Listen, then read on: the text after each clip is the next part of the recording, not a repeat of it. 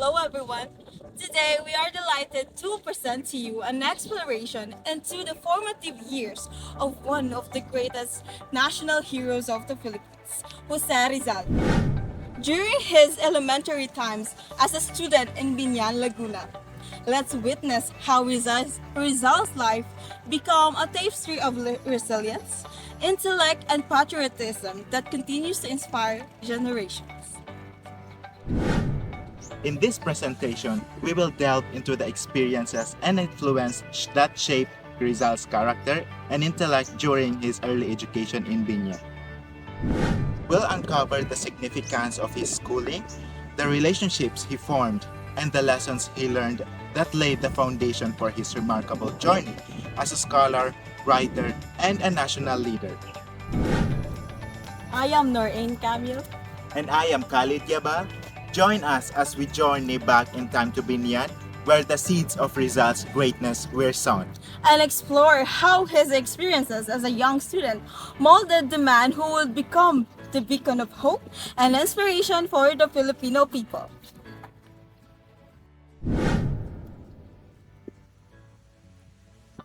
Rizal went to school in Calambâ and Biñán when he was young.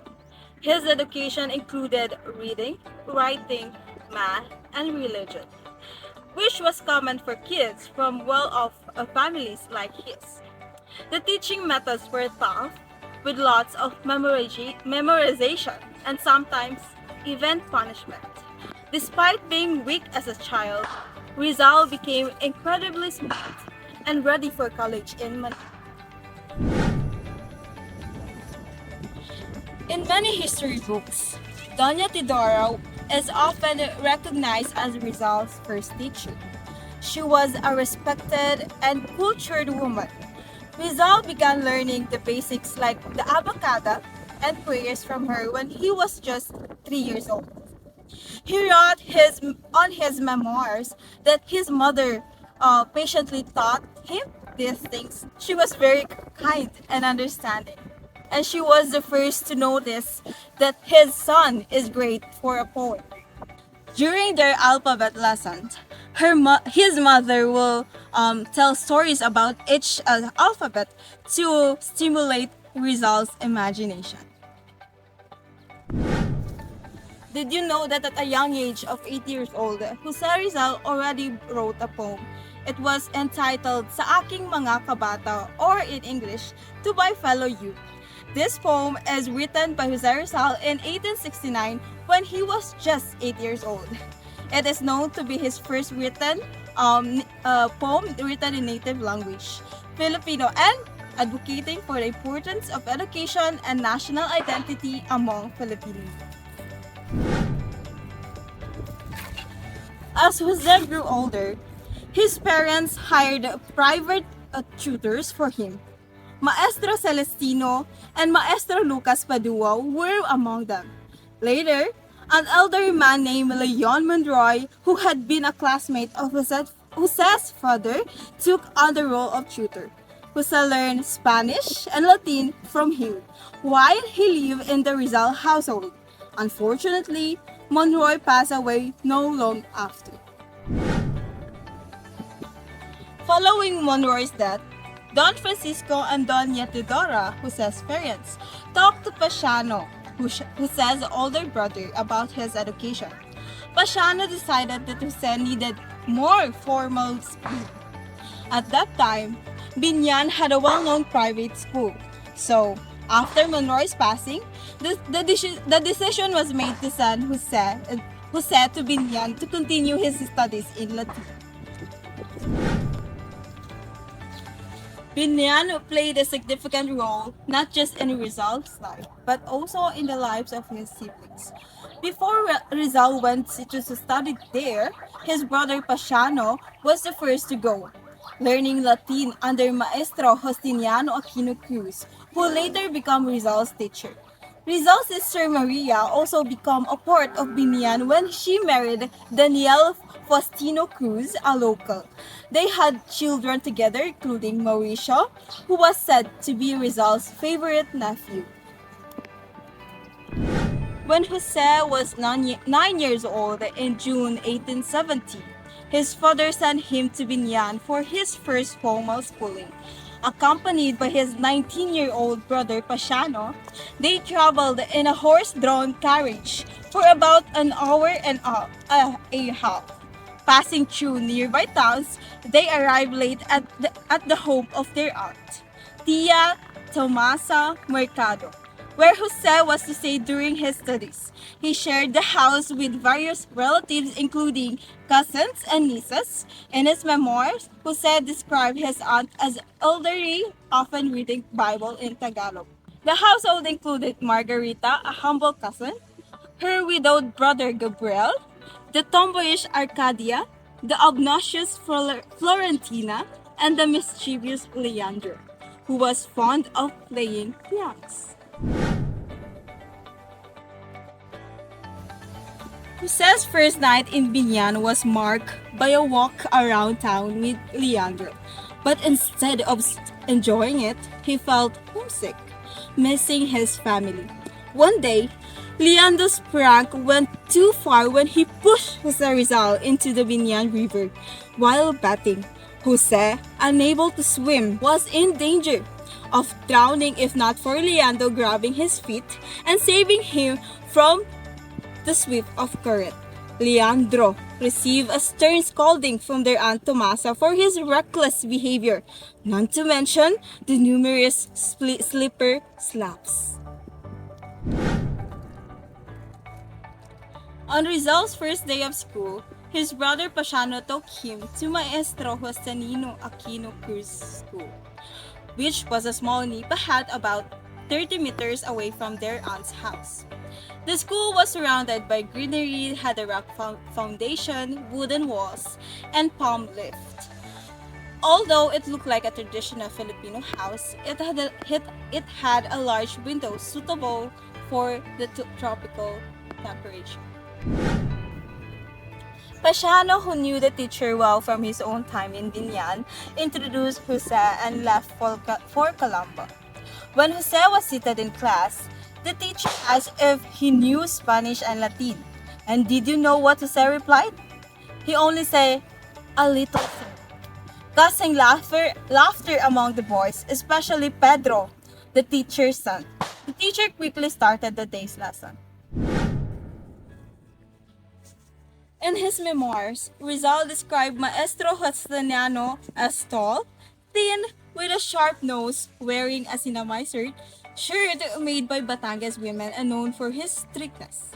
Later that afternoon, Jose encountered Pedro again, who would tease him earlier. Pedro, thinking he could win because Jose was smaller, challenged him to a fight. Despite being smaller, Jose accepted. Using wrestling skills learned from his Tio Manuel, defeated Pedro, earning respect from his classmates. Another classmate of Rizal named Andres Salandanan challenged Jose this time to an arm wrestling. Jose, who lacked a stronger arm, fell from the table and nearly hit his hand on the pavement. Despite not being naturally aggressive, he didn't back down from fights. Rizal's daily routine in Binian was simple and organized. He attended the 4 o'clock mass, studied his lessons, and then had breakfast. After school, if there was a special dish, he and his cousin Leandro would take it to his aunt's son's house before returning to their studies. In the afternoon, he returned to school until 5, then spent time with his cousins before studying again. He ended his day with supper, prayers, and sometimes playing with friends in the moonlight.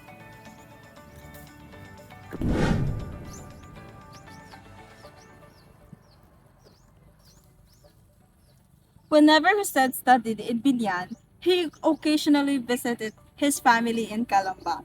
However, the journey between the two towns felt long to him, and his short visit with his parents and siblings passed quickly. Whenever he returned home, he felt a secret joy of seeing his house-styled roof from afar. He often found reasons to prolong his stay at home. But when the carriage to take him back to Binian arrived, he silently felt sad, as he was just still a child after all.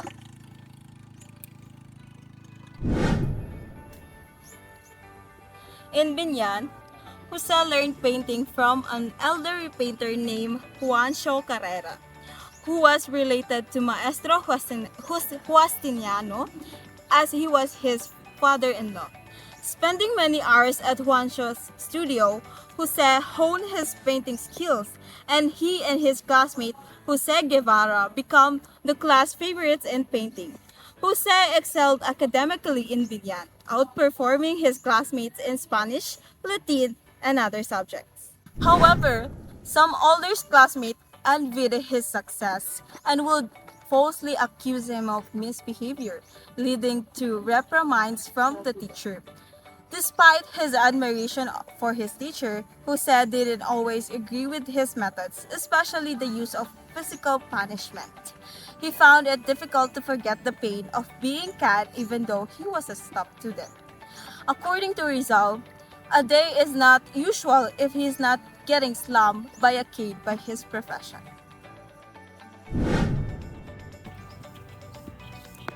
After a year and a half of schooling in Maestro Cruz School, Maestro advised Rizal that he could easily get in a high school in Manila. So he would expand his knowledge furthermore, as he already tackled everything to Rizal, and Rizal already learned everything from what Maestro could teach.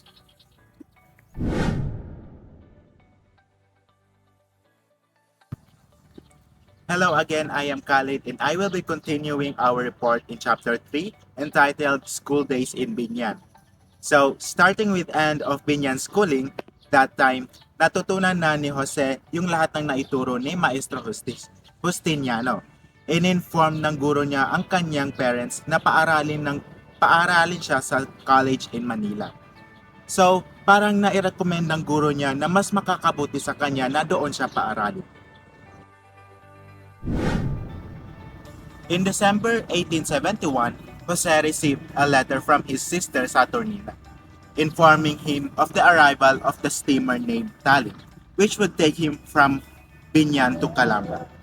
Yung steamer po na tinutukoy doon is yung lumang transportasyong pandagat na ginagamit that time. So, upon reading that letter, parang nangangamba siya na pakasakaling hindi na siya makakabalik sa Binian. So, naging malungkot si Jose. He prayed in the town church, collected pebbles in the rivers for souvenir, and regretfully bade farewell to his teacher and classmates.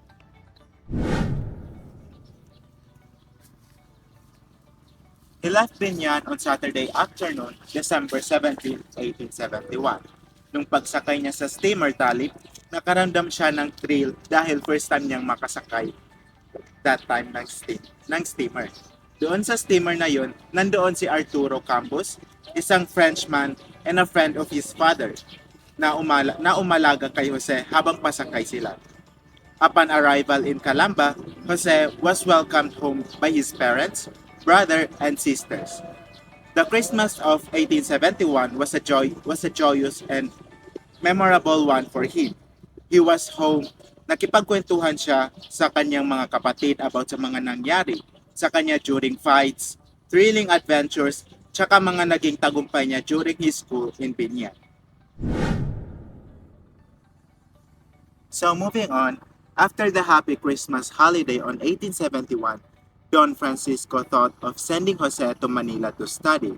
Before June came, tragedy struck the Rizal family. Doña Chodora was arrested on malicious charge that she aided her brother, Jose Alberto, in trying to poison Alberto's wife. Napagbintangan siya na naging kasabwat siya ng kanyang kapatid. So, si Jose Alberto ay isang mayamang na landowner sa Binian. Isa rin siya sa nag-encourage sa pamangkin niya na si Jose na i-develop ang kanyang artistic talent. So, ang nangyari kasi is pumunta si Alberto sa Europe for business trip. Habang wala pa siya sa tirahan nila, ay yung asawa niya na si Chodora is inabandon niya yung kanilang tirahan pati ang kanilang mga anak. So nung pag-uwi ni Alberto, is doon niya nakita yung asawa niya na naninirahan sa ibang lalaki. Sa sobrang galit niya, nagplano siya na mag-divorce na lang sila. Then, si Doña Chodora ay pinakiusapan niya yung kapatid niya na ayusin nila ang kanilang problema and also to forgive her instead of getting divorced. Hanggang sa naayos na yung problema nila and nanirahan na sila ng magkasama ulit. However, the unfaithful wife connived with the lieutenant of the Guardia Civil to fabricate the evidence that her husband attempted to poison her with Doña Teodora. So, set up silang dalawa para makulong. Itong lieutenant na ito is parang may galit siya sa Rizal, like gusto niya ma-promote sa trabaho. And one time, yung father ni Rizal is he refused to give him fodder for his horse or pakainin yung kabayo. Taking the opportunity to avenge himself against Don Francisco, he arrested Doña Teodora. He was so brutal in placing her under arrest, forgetting that many times he had been a guest in the Rizal home. Ordinarily, Doña Teodora, the accused, should have been confined in the Calambâ jail. So yung judge sa korte is may sama ng loob din sa Rizal kahit ilang beses na siyang naging bisita sa bahay nila. So sa kanyang pag-iisip, parang ang tingin niya sa mga Rizal ay hindi siya na binibigyan ng mataas na respeto. So, he ordered that Doña Teodora to be sent in the provincial jail of Santa Cruz. Pinilit ng lieutenant na maglakad si Doña Teodora na nakapaa lamang from Calambâ to Santa Cruz, which is worth 50 kilometers hanggang sa manghina na lang siya pagdating sa Supreme Court or Royal Audiencia. Doña Teodora, as a worthy mother of a hero, endured her cruel fate with Christian resignation and a courage. So isa siya sa mga nakaranas ng cruelty ng mga Spaniards. While her own family was in despair, she was confident that someday, with God's help, her innocence would be recognized by the court and justice would be done. So moving on, the martyrdom of Gomburza, the Rizal family had not yet recovered from the painful shock of her mother's imprisonment when another calamity occurred. On January 20, 1872, the Cavite Mutiny flared up, followed by the execution of Fathers Gomez, Burgos, and Zamora. On February 17, Jose's older brother, Pasiano, then a student in the College of San Jose, was boarding with Father Burgos, his beloved professor and friend. Si Pasiano yung naging mapagkatiwalaang assistant ni Father Burgos para ipaglaban yung Philippinization sa mga parish. Like ipagtanggol nila ang kanilang sarili or kailangan nilang ipagtanggol yung pagiging Filipino nila sa mga Spaniards if ever na pinagsasamantalahan sila. After the execution of Father Gomez, Burgos, and Zamora, Pasiano quit college. Bumalik siya sa Calambâ para ipagbigay alam ito sa kapatid niyang si Jose, yung tungkol sa Burgos martyrdom.